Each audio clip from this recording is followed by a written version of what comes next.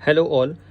Last time हम लोगों ने यूनिट 4 स्टार्ट किया था, पीसीए प्रिंसिपल कंपोनेंट एनालिसिस। मैं जस्ट छोटा सा एक रिवीजन करा दे रहा हूँ।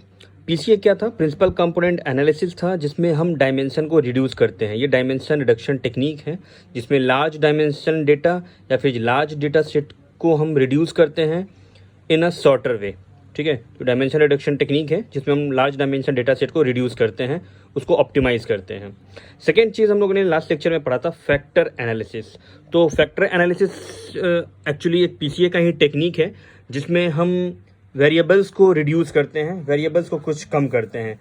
आप ऐसे समझ लो कि एक डाटा रिडक्शन टेक्निक है, जिसमें हम नंबर ऑफ वेरिएबल्स अगर ज़्यादा होता है तो फैक्टर में हम कन्वर्ट करके उसको रिड्यूस कर देते हैं। ठीक है, इसके कुछ स्टेप्स हैं जो कि आप नीचे देख सकते हो, लिखा है स्टेप्स इन फैक्टर एनालिसिस। मैं आपको जस्ट 7 इसके स्टेप्स हैं वो मैं आपको बता देता हूँ। फर्स्ट है टोटल वेरिएबल। नंबर 1 में आप यहाँ पे देख रहे हैं लिखा है टोटल वेरिएबल। ये में इंडिकेट करता है कि total number of variables total कितने हैं। ठीक है, आपको ध्यान होगा लास्ट लेक्चर में हम लोगों ने एक एग्जाम्पल देखा था फैक्टर एनालिसिस का, जिसमें हम लोगों ने क्या किया था कि 5 आइटम्स लिए थे, 5 अलग अलग एक्स लिए थे हमने, और उस बेसिस पे हमने SPSS सॉफ्टवेयर हमारा कैसे काम करता है फैक्टर एनालिसिस में, वो उसमें देखा था। तो जिसमें 5 आइटम्स जो मैंने लिए थे, वो फर्स्ट था X1 में life is close to my ideal, कि मेरा लाइफ जो है मेरे आइडियल के कितना क्लोज है। सेकेंड X मैंने जो लिया था वो था condition of my life for excellent. Third था I am satisfied with my life. Fourth था important thing I need in life. और 5वां था overall should I change my life और नॉट। तो ये पांचों कंडीशंस को चेक करके, पांचों कंडीशंस को हमने SPSS सॉफ्टवेयर में करके देखा था, और कुछ उसके लिए कुछ कंडीशंस लगाए थे पांचों वेरिएबल के लिए। उनके रिस्पॉन्स के बेसिस पे 5 आइटम के पांचों अलग अलग रिस्पॉन्स आए थे कि आई एग्री विद दिस, या I don't agree with this, I strongly agree with this. तो उस बेसिस पे हमने क्या किया था कि हमारा फैक्टर एनालिसिस किया था। एक न्यूमेरिकल भी आप लोग कर चुके हो। और इन फैक्टर एनालिसिस के लिए क्या किया था हम लोगों ने, सबसे पहले कि ये सारे आइटम्स को फैक्टर एनालिसिस करने से पहले हमने इसमें क्या किया था, we can reduce this item by correlation matrix. हमने इनका कोरिलेशन मैट्रिक्स निकाला था। तो मैं एक बार बता देता हूं आपको, यहाँ पे जो आप देख रहे हो सेकंड आइटम है कोरिलेशन मैट्रिक्स, ये वही है। हम कोरिलेशन टेस्ट किए थे, कोरिलेशन मैट्रिक्स निकाले थे इनका। कोरिलेशन मैट्रिक्स एक्चुअली होता है क्या है, आप इसको जान लो। कोरिलेशन मैट्रिक्स उसको बोलते हैं जैसे हमने 2 या 2 से अधिक वेरिएबल, जितने भी डेटा सेट में हमारे वेरिएबल दिए हैं, उनका हम रिलेशनशिप निकालते हैं विथ अदर वेरिएबल। तो ठीक है, फैक्टर मैट्रिक्स को ही हम वैल्यूज ऑफ कोरिलेशन बोलते हैं, और कोरिलेशन वैल्यूज जो भी आते हैं वो कोरिलेशन मैट्रिक्स होता है हमारा। ठीक है, तो सेकेंड स्टेप है हमारा कोरिलेशन मैट्रिक्स, की how each variable is related to other variable. इसको आप ऐसे एग्जांपल समझ लो कि जैसे आप बीटेक हो इन मैकेनिकल में, ठीक है, बीटेक हो आप मैकेनिकल में, और आपको जॉब ऑफर किया जा रहा है MBBS सर्जन के लिए। ठीक है, आप MBS और MS करके आप सर्जन के लिए जॉब पे जा रहे हो। तो ये कहीं से भी रिलेटेड नहीं है, क्योंकि आपने पढ़ाई किया है बीटेक मैकेनिकल का और जॉब आपको मिल रहा है डॉक्टर का, सर्जन का, तो कहीं से रिलेटेड नहीं है। हाँ, आपने बीटेक किया है मैकेनिकल में और आपको जॉब ऑफर हो रहा है मैकेनिकल इंजीनियरिंग का, तो ये दोनों आपस में रिलेटेड है। इसको हम, इस टाइप के वेरिएबल्स को हम बोलते हैं कोरिलेशन या कोरिलेटेड वेरिएबल्स। ठीक है, थर्ड है हमारा using any method for factor analysis. Third में हम क्या करते हैं, कोई सा भी मेथड उठा लेते हैं फैक्टर एनालिसिस के लिए, जो कि मेनली वैसे पीसीए काफ़ी फेमस है, प्रिंसिपल कंपोनेंट एनालिसिस, जो हम लोग पढ़ भी रहे हैं, हमारे इस यूनिट का नाम भी है पीसीए। फोर्थ है decide the number of factors. इसमें हम चौथे में क्या करते हैं कि हम नंबर डिसाइड करते हैं हमारे टोटल कितने फैक्टर्स लेने हैं। और 5वां है factor loading of factors. Factor loading of factors का मतलब ये है कि जब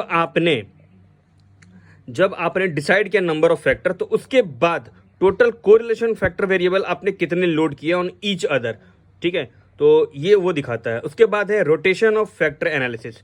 रोटेशन ऑफ फैक्टर एनालिसिस एक अलग से टॉपिक भी है हमारे इस सिलेबस में, जिसका नाम है ऑर्थोगोनल रोटेशन और ऑब्लिक रोटेशन। 2 टाइप के रोटेशन होते हैं, वो हम बाद में पढ़ेंगे।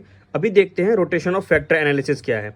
तो रोटेशन ऑफ फैक्टर लोडिंग में क्या होता है कि सपोज करो जो भी कुछ इस फैक्टर के लिए कोई एक वैल्यू आया और वो प्रॉपरली नहीं विजुअल है, तो उसके लिए हम क्या करते हैं, बाई ग्राफ उसको प्लॉटिंग करते हैं, और फिर उसको विजुलाइज करते हैं ताकि वो क्लियर दिख सकते, ऊपर से नीचे से किसी भी एंगल से हम उसको देख सकते हैं। तो उसके लिए हम क्या करते हैं, रोटेशन ऑफ फैक्टर लोडिंग करते हैं। और सेवेंथ है हमारा provide the appropriate number of factor, जो टोटल हमारा फैक्टर निकल के आ रहा है वो, जैसे हम लोगों ने लास्ट लेक्चर में देखा था उन 5 आइटम्स के बेसिस पे कि लाइफ का हमारा कंडीशन कैसा होना चाहिए, कुछ इंप्रूव होना चाहिए लाइफ में, मैं अपने आइडियल का लाइफ जी रहा हूँ। तो इस टाइप का जो हम लोगों ने किया था वो है लास्ट हमारा ऑप्शन कि provide the appropriate number of factors. अब इसमें एक इंपॉर्टेंट चीज़ है, आपको ध्यान देना होगा यहाँ पे, जो 2 इंपॉर्टेंट चीज़ है यहाँ पे। फर्स्ट है कि फैक्टर लोडिंग ऑफ फैक्टर। इसमें क्या है कि हर एक फैक्टर जिसमें हमने कन्वर्ट किया है, जो भी रिड्यूस हुआ है, उस फैक्टर के साथ एक वेरिएबल होता है या एक आइटम होता है, ये समझ लो। और छठा पॉइंट जो है रोटेशन का, कि जब हम फैक्टर लोडिंग निकालते हैं तो अगर फैक्टर लोडिंग के जगह से फैक्टर वेरिएबल का इमेज क्लियर नहीं होता है तो कौन सा वेरिएबल कौन से फैक्टर में जाएगा वो यूज़ करने के लिए, उसको दर्शाने के लिए हम फैक्टर रोटेशन का यूज़ करते हैं डायग्राम के बेसिस पे। ओके, तो ये बस टोटल वही चीज़ है। लेटेंट वेरिएबल को मैंने यहाँ पे हाईलाइट कर रखा है। लेटेंट वेरिएबल हमारा नेक्स्ट यूनिट है, वो भी हम पढ़ेंगे। तो आप ये ऐसे डेफिनेशन के लिए आप इसको 1 मिनट के लिए पॉज करके आप डेफिनेशन नोट कर सकते हो इसका। लेटेंट वेरिएबल का मैंने लिख रखा है, latent variable is any variable occurring in statistical problem which cannot be observed. ठीक है, तो आपको जो भी कोई प्रॉब्लम हो आप नीचे कमेंट में लिख देना, या फिर आप कभी भी कांटेक्ट कर सकते हो मुझसे।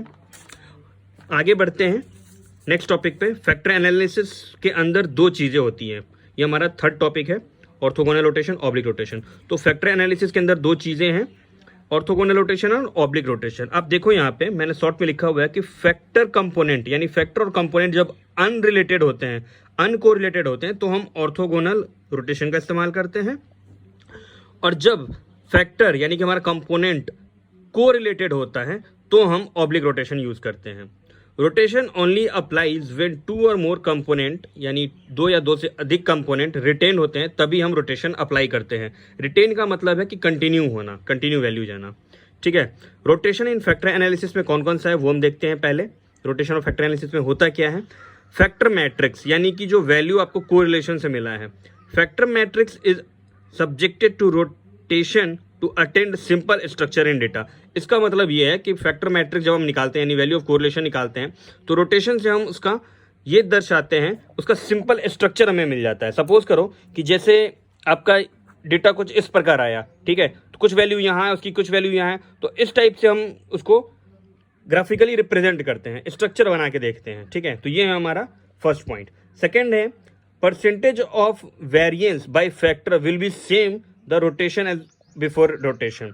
परसेंटेज जो होगा वेरिएंस का जो परसेंट होगा वो सेम रहेगा रोटेशन के पहले भी और रोटेशन के बाद भी, इसके वेरिएंस में कोई बदलाव नहीं आता है। और थर्ड पॉइंट है टाइप्स ऑफ रोटेशन। 2 टाइप के हैं जो मैंने यहाँ पे ऑलरेडी डिस्कस कर रखा हूँ, orthogonal rotation, oblique rotation. Same चीज़ जो यहाँ पे लिखा है मैंने वही चीज़ यहाँ पे मेंशन किया हुआ है कि ये अनकोरिलेटेड डेटा के लिए यूज़ करते हैं और ये कोरिलेटेड फैक्टर्स के लिए यूज़ करते हैं। ये 3 टाइप का है, ये 2 टाइप का है। टाइप्स ऑर्थोगोनल के जो होते हैं, वेरीमैक्स होता है, क्वार्टिमैक्स होता है, इक्विमैक्स होता है। और ऑब्लिक रोटेशन के अंदर 2 ही होते हैं, डायरेक्ट ऑब्लिमिन, इसको हम बोलते हैं ऑब्लिक मिनिमम, और ये है प्रोमैक्स। ठीक है, ओके, थैंक यू ऑल। आप इस वीडियो को देखो, कोई डाउट हो just let me know, I will be happy to help you. Thank you.